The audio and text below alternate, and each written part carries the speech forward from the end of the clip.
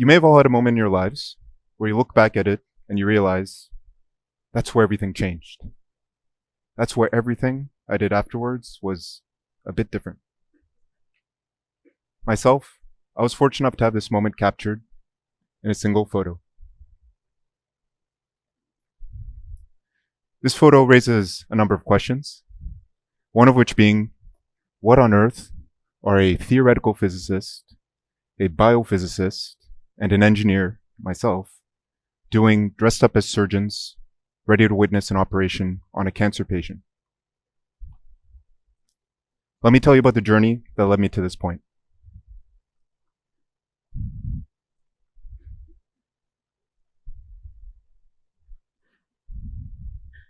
Before that photo was taken, I spent my time looking at movies like this. What you're seeing here is perhaps the most granular vision that we can have of life. These white dots that you see moving around are individual proteins moving around in a single living cell, live. It turns out that what you're seeing happening here is going on at every given moment of your lifetimes in all your trillions of cells. It shows how chaotic life is when we look at it under the microscope. I remember the first time I saw a movie like this, I was held captive. I was mesmerized by what was going on, yet I didn't quite understand what was happening. What I did understand, however, was that this type of movie raises a very fundamental question in biology, which is, how does this hectic, microscopic world give rise to life? How does it give rise to you and I? How would you even answer a question like this? Where would you even start? Well, for my advisors and I, who you saw in the first photo, our approach was simple. We simply combined what we knew. We used theoretical physics to model the movement of these proteins. We used biophysics to take into account the environment in which these proteins are moving in. And we used sound engineering principles to consolidate the information we were gathering to give us conclusive and meaningful results. In short, what we did is we found a new way to represent this exact movie, but not as this messy picture, but as this. A landscape with many different features, including these volcano-like structures that you see here. It turns out that these structures are regions where those white spots, those proteins, are attracted to. In fact, what they really are interaction sites. And interaction sites are where specific biological processes are triggered and cascaded to in turn dictate how our cells, how our tissues, how our organs, how our entire organism function as a whole. This type of visualization is a cheat code. It allows us to immediately make sense of very complicated data. It makes what is otherwise imperceptible immediately obvious to the naked eye. And moreover, it shows what happens when we combine ideas from different disciplines together. We can truly break barriers and redefine what's possible, and in the process create something that's useful. At least for the scientists that care about this kind of thing. On a personal note, the time I spent working on this project was so engaging. I learned so much. I'm one of those knowledge addict type personalities that I knew I wanted to continue working with my advisors, even after I'd finished my degree. But we chose to address a different challenge. What you see here is another type of scientific image. This is a breast MRI. It's basically a cross-section of a patient's chest. The MRI, or magnetic resonance imaging, is a technology that truly serves humanity. We should really be proud of this technology. It allows us to see inside the human body in exquisite detail, non-invasively, and without any X-ray radiation. It's a technology that truly serves humanity, yet not many humans can understand it. And this includes people that have the vested interest in understanding what's going on inside the human body. Surgeons. Only 2% of surgeons are trained to understand this image. And this is through no fault of their own. It takes 10 years of training to understand this image. So don't be ashamed. 10 years being the time that it takes to train a radiologist, the medical imaging expert. When I look at this image, I'm also captivated by the information it contains. What are all these shades of gray? What do they all mean? Is there a disease in this image? And if there is, where is it? And what is its extent? It turns out that these questions that I'm asking myself are the same questions that surgeons will ask themselves. Let me ask you a question. Raise your hand if you think that that arrow is pointing to the left side of the patient's body.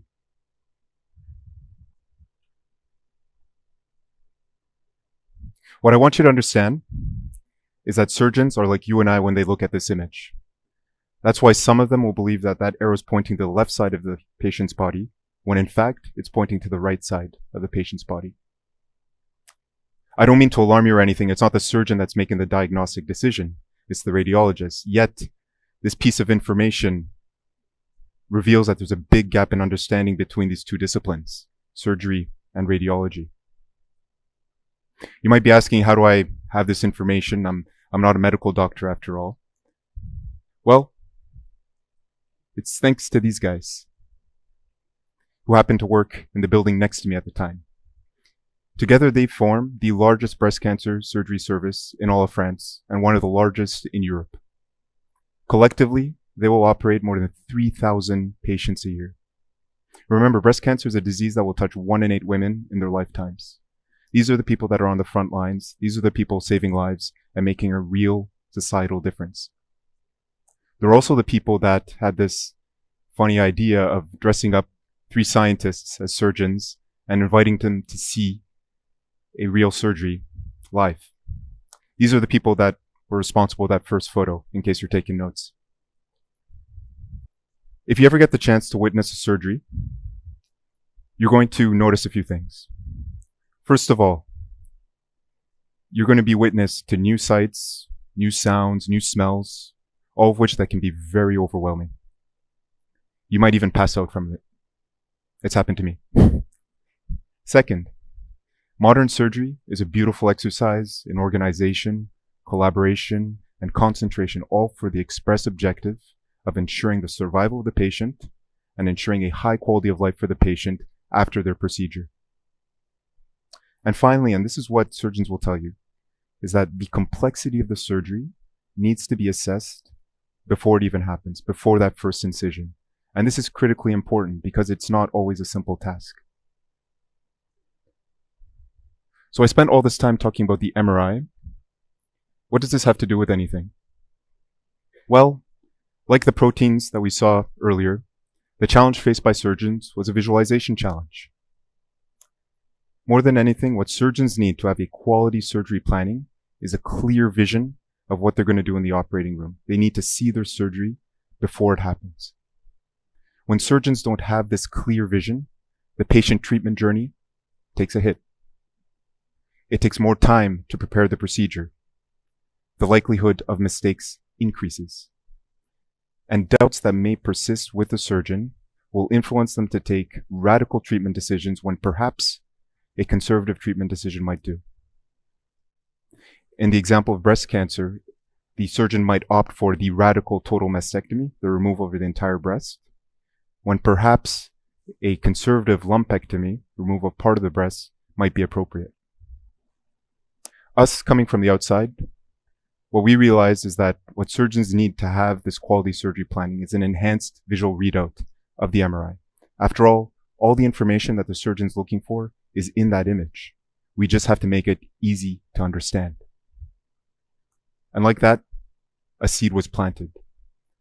We started working with surgeons and understanding their aspirations, goals, and sources of frustration. We started working with radiologists to truly understand what's going on inside this MRI.